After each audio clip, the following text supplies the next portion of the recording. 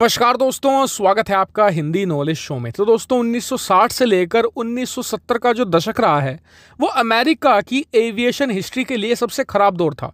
क्यों? क्योंकि उस समय अमेरिका की एयरफोर्स की ताकत लगातार घट रही थी। उनके पास ज्यादातर जो लड़ाकू विमान थे या एयरक्राफ्ट थे वो वर्ल्ड वार 2 के टाइम के थे, यानी कि 20 से लेकर 30 साल पुराने। वहीं दूसरी तरफ जो सोवियत यूनियन था, अमेरिका का कट्टर दुश्मन, वो नए नए लड़ाकू विमान निकाल रहा था। मिग ऑलरेडी एक बहुत बड़ा सुपर हिट लड़ाकू विमान बन चुका था और सोवियत यूनियन जो लड़ाकू विमान बना रहा था ना, वो सुपर फास्ट हुआ करते थे, अपनी स्पीड के लिए दुनिया में जाने जाते थे। और जो अमेरिका के 20-25 साल पुराने लड़ाकू विमान थे वो उनका मुकाबला कर पाने में संभव नहीं थे।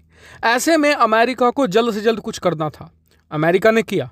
अमेरिका ने लड़ाकू विमान खरीदने की बजाय बनाने शुरू कर दिए और अपने वैज्ञानिकों को कहा कि बनाइए, आपको खुली छूट है, जितना पैसा चाहिए आपको मिलेगा, लेकिन लड़ाकू विमान ऐसा होना चाहिए जो दुनिया पर छा जाए। अमेरिका ने किया भी ऐसा। अमेरिका ने तैयार किया F-15 लड़ाकू विमान और ये लड़ाकू विमान ऐसा निकला कि आज 40-45 साल हो चुके हैं इसे बने हुए, आज तक भी इसे युद्ध के मैदान में मारकर नहीं गिराया जा सका है।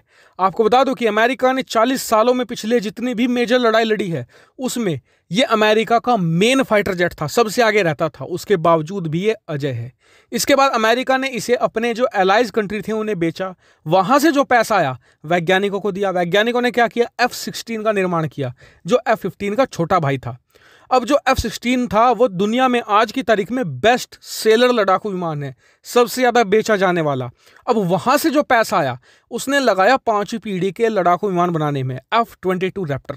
जी हाँ, F-22 रैप्टर ऐसा लड़ाकू विमान है, 16 साल हो चुके हैं पिछले उसे सर्विस में आए हुए। इन 16 साल के अंदर जो रूस है और चीन है उसकी टक्कर का कोई लड़ाकू विमान बना ही नहीं सके हैं।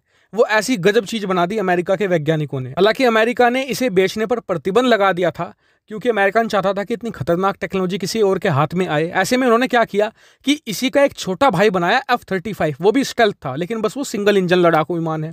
अमेरिका अब उसे बेच रहा है बहुत जबरदस्त तरीके से और उससे जो पैसा आ रहा है वो लगा रहा है अपना 6ठी पीढ़ी के लड़ाकू विमान बनाने में, FA-XX नाम का। कि जहां दुनिया के देश अभी तक 5वीं पीढ़ी पर अटके हुए हैं, अमेरिका 6ठी पीढ़ी का लड़ाकू विमान बनाने का आधा काम कर चुका है। और यह कैसे हुआ संभव? 1970 की उस सोच से कि हम किसी का लड़ाकू विमान खरीदेंगे नहीं, जैसा भी है, अच्छा है, बुरा है, खराब है, हम अपने वैज्ञानिकों से बनाएंगे और उसे ही इस्तेमाल करेंगे, उसे ही बेहतर बनाने की कोशिश करेंगे। वरना अमेरिका के पास भी ऑप्शन था।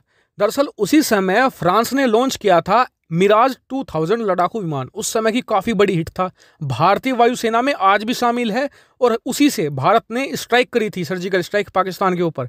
जबरदस्त लड़ाकू विमान है। अमेरिका ये सोचता यार फ्रांस तो हमारा दोस्त है, इनसे खरीद लेते हैं 50-60 और अभी 10-15 साल इससे ही काम चला लेंगे। लेकिन अगर वो ऐसा कर लेते तो वो रूस से 10-15 साल पीछे चले जाते।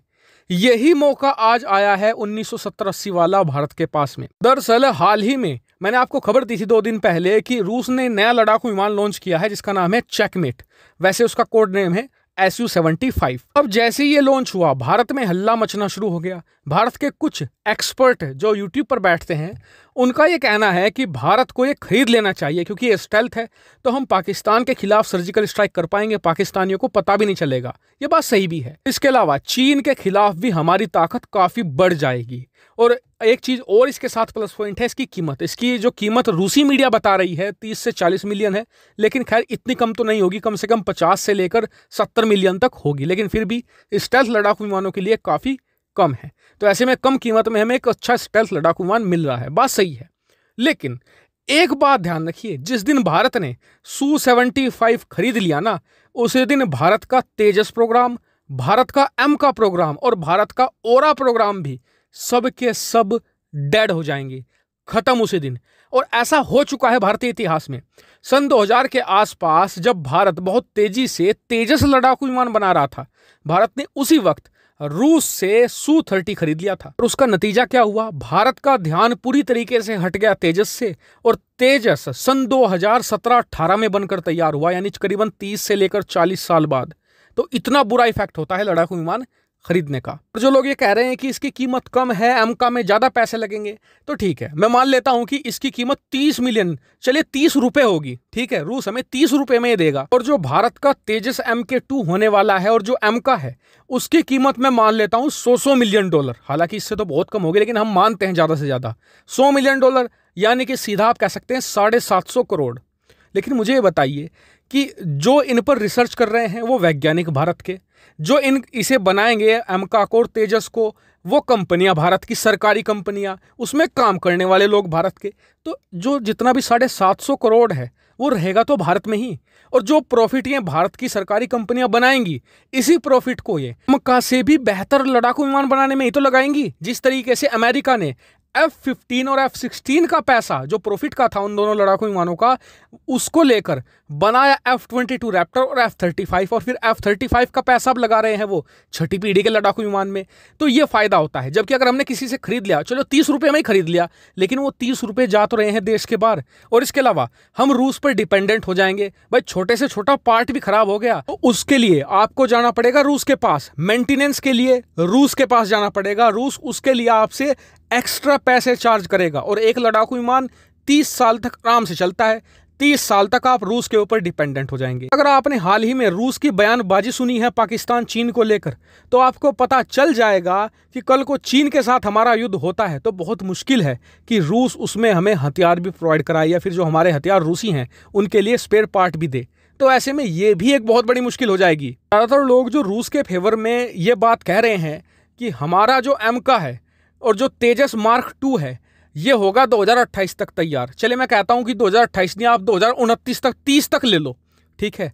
लेकिन जो रूस का Su-75 है, रूस ने अपने मुंह से खुद कहा है इसकी लॉन्चिंग पर कि अगर सब कुछ सही रहता है तो 2027 तक ही इसकी डिलीवरी हो पाएगी।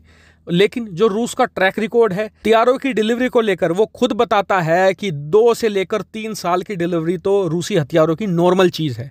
ऐसे में इसकी डिलीवरी भी 2030 से पहले नहीं होने वाली, और निश्चित तौर पर उससे पहले भारतीय वैज्ञानिक एमका तैयार कर सकते हैं। और इन सब चीज़ को देखकर मुझे तो पर्सनली बिल्कुल भी नहीं लगता कि हमें Su-75 या किसी और स्टेल्थ लड़ाकू विमान की तरफ इस समय देखना भी चाहिए। हाँ, अगर भारत को लड़ाकू विमानों की इतनी ही कमी पड़ रही है तो बेटर ऑप्शन है कि 36 राफेल और खरीद लो अभी के लिए। उससे बेटर चीज़ कुछ नहीं है, क्योंकि राफेल ना ही हमारे एमका को इफेक्ट करेगा, ना ही हमारे तेजस मार्क 2 को इफेक्ट करने वाला है। क्योंकि राफेल तो अलग ही कैटेगरी का लड़ाकू विमान है, उसका काम ही बिल्कुल डिफरेंट है।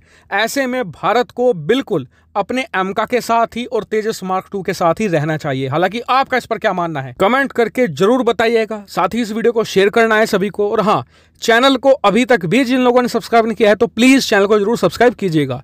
फिलहाल इस वीडियो में इतना ही। Thank you very much for watching video.